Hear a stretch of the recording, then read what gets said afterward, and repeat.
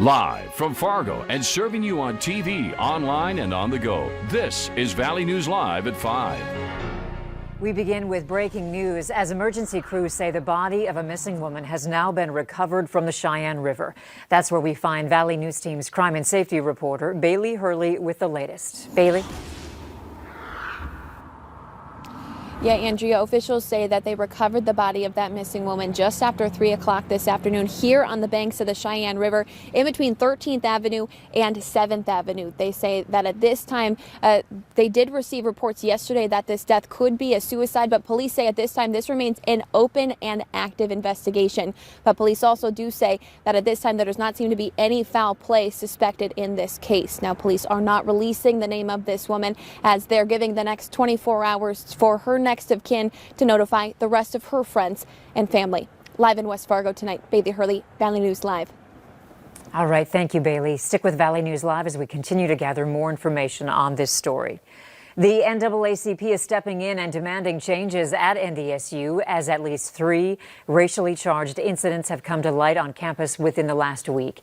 A racist Snapchat group was exposed on social media, as well as a Snapchat video of NDSU students reenacting the death of George Floyd.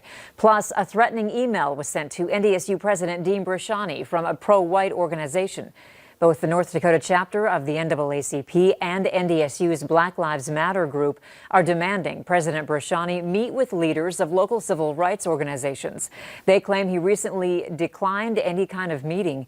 Leaders are also asking NDSU to organize an NAACP college chapter and invite students of color to sit on the Inclusion Committee and Office of Equity. NDSU believes that racism is not their problem. They choose to minimize it and belittle it to the point where it is no longer being spoken about, and that is what they will continue to try to do for years to come. We reached out to NDSU for a comment. We haven't heard back yet. However, they did release a statement this afternoon saying their task force is working rapidly to identify strategies.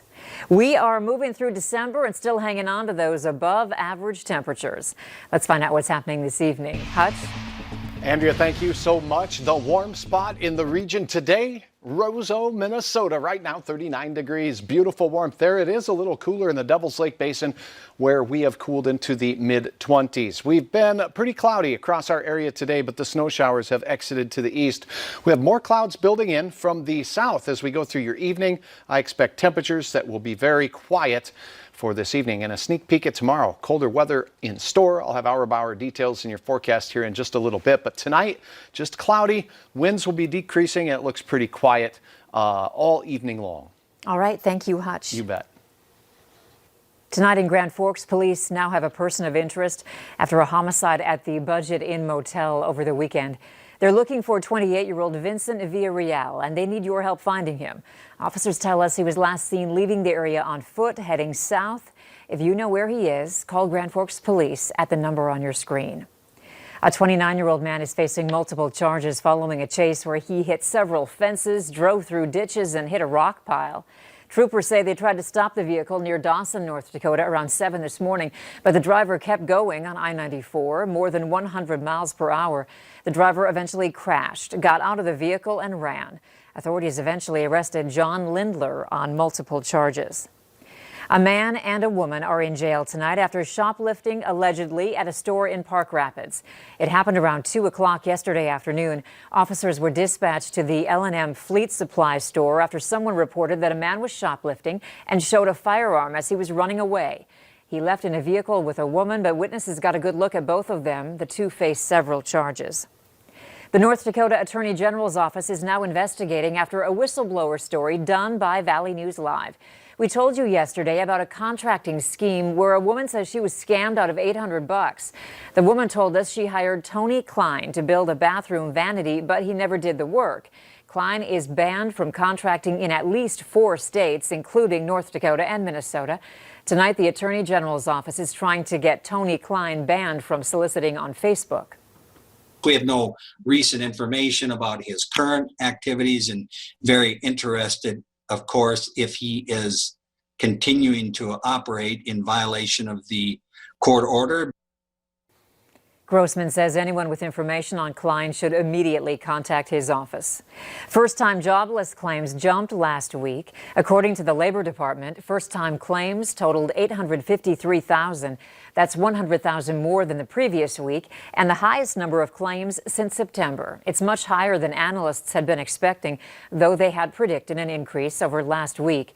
Continuing claims, or the number of people claiming benefits for 2 weeks in a row, also jumped by 230,000 to nearly 5.8 million. It is the first increase there since late August. After meeting all day, a U.S. panel of experts has okayed Pfizer's COVID-19 vaccine. Dr. Doug Griffin with Sanford Health says the first shipment of the vaccine will be in the Valley this weekend. Many still have concerns about getting immunized, but he tells us his staff and employees are eager to get it. People are actually generally quite favorable to getting the vaccine, which we're encouraged by. We believe that after all the data is looked at, we feel that it will be determined to be safe and has demonstrated very good efficacy. Dr. Griffin says it's recommended to get the vaccine even if you've had coronavirus. At Sanford, there will also be no out-of-pocket cost to getting the vaccine. A Fargo City Commissioner is looking to end the state's emergency declaration.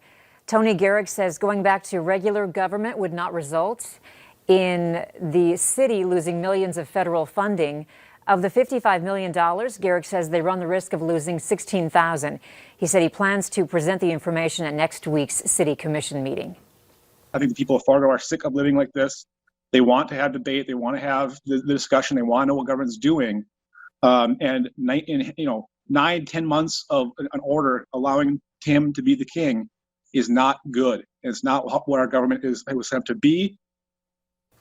Commissioners will vote to continue or end the state of emergency that's been in effect since March. Join Valley News Live as we team up with the Great Plains Food Bank for a virtual food drive. You can purchase and donate right from your phone. To find out more, download our free VNL News app, look for the virtual food drive, and click to donate. Children are apparently obsessed with a certain toy this holiday season, and Google knows what it is. The hot toy for your shopping list is coming up. And the greatest change in temperature at this hour from yesterday at this time, showing up out in the western Dakotas where they are 20 to 30 degrees colder than yesterday. Cooler air working into the valley. I'll have details in your hour-by-hour forecast straight ahead.